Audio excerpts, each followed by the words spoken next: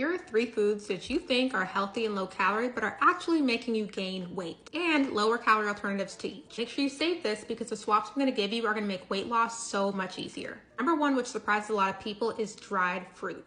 Dried fruit is basically regular fruit with the water removed from it, which ultimately intensifies the sugar content and calories in a smaller volume. For example, 1 cup of grapes is 27 grams of carbs and only 100 calories, whereas 1 cup of raisins is 478 calories and 126 grams of carbs. That is 4 times the calories and carbs of a grape just by it being dried. So I would choose fresh fruits over dried fruits whenever possible. The second food that might be making you gain weight is granola. It seems like a healthy option and you put it on your acai bowls, on your yogurt, but if you're not portioning correctly, the calories can add up very, very quickly. For example, 1 cup of granola is 462 calories and 74 grams of carbs. That is the amount of calories of a whole meal just for some granola. The solution here is not to eliminate granola, it's just to portion it correctly. So I recommend about a 1/4 cup versus a whole cup. The third food item that might be making you gain weight is low-fat alternatives. Fat by itself is not bad. In fact, our body needs it for things like hormone production, nutrient absorption, and overall cell function. But somewhere along the line, fat got marketed as bad for our bodies. The thing is, when you go for low-fat alternatives, they don't just remove the fat and keep everything else the same. They typically add sugar to make up for the low fat in the food. For example, this is Yoplait low-fat yogurt. It's 140 calories, only 1.5 grams of fat, but look at this. Total sugar is 19 grams plus 13 grams of added sugar,